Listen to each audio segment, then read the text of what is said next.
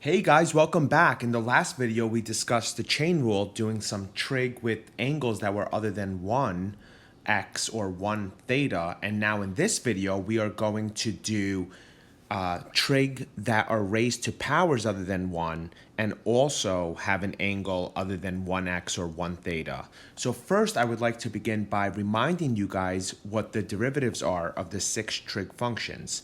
Please do it this way, that way you'll never forget it. You start off with the two that you've learned first, which are sine and cosine. Then we brought in tangent, and now we are going to do their reciprocals right under each other in the way that I'm doing it here. So we have this, and then we have cosecant x. You guys are going to do plus, minus, plus, minus, plus, minus. Anyone with a C has a minus. And then you're going to do our little rule. These two guys are the weakest. They get each other. These two guys are the powerful. So tangent always goes with secant. So that's a secant squared, and that's a cosecant squared. Because they're powerful, we need to give them powers. And in calculus, we're always going to see tangent with secant and cotangent with cosecant. Now these two guys are not weak and they're not powerful, so they're in between. So they get themselves, okay, and then they get one other person. That other person is what we just discussed. Secant always goes with tangent and cosecant always goes with cotangent. You should either memorize these or I guess just memorize them. So let's begin. F of x equals sine 3x raised to the 7th power. The way that you want to start this problem is you want to rewrite this with the power on the outside. So I always do it this way, okay? So from here, I just treat it like a power rule. Even though there's a chain, it's really a chain rule, okay? So first you're going to start with letting the reader know that you're about to take the derivative. That's the prime there. You put 7, recopy the inside, decrease the exponent by 1 times the derivative of the inside.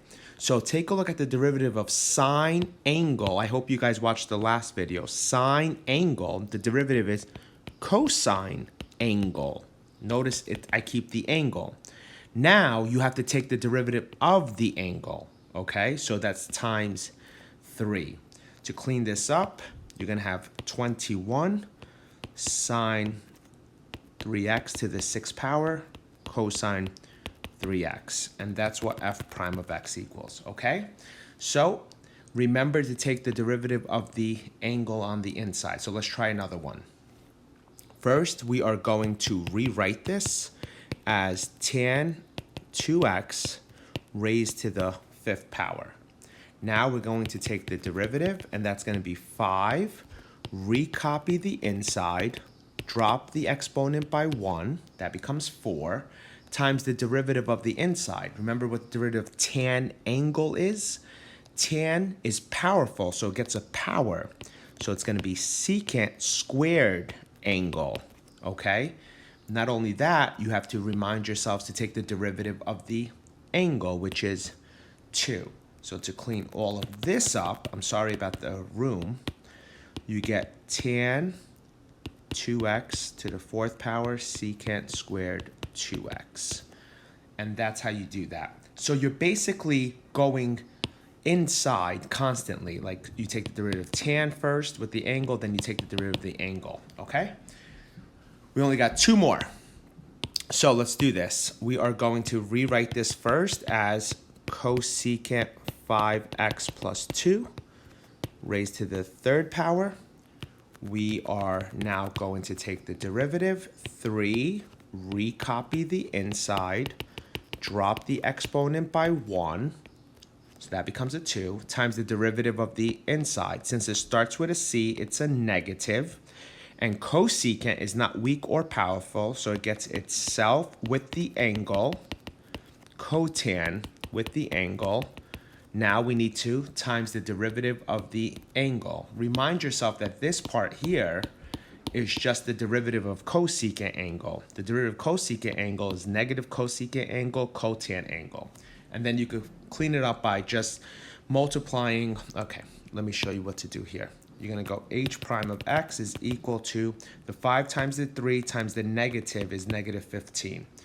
Cosecant angle squared and cosecant angle becomes cosecant angle to the third. And then you have cotan 5x plus 2. That's pretty much it. Final problem of the video. So, k of x equals 5 secant x squared. You know I didn't take the derivative because I'm just rewriting it. Now I can take the derivative. 2 times 5 is 10. Recopy the inside. Drop the exponent by 1.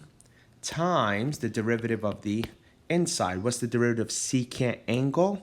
Well, secant angle, tan angle, times the derivative of the angle, which is 2x.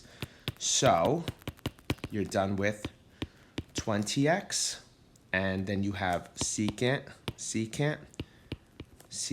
squared x squared, tan x squared. And that's all. So that's how we do the chain rule. I hope this was helpful. Subscribe to the channel, watch the playlist, and come back for our next section, which is implicit differentiation.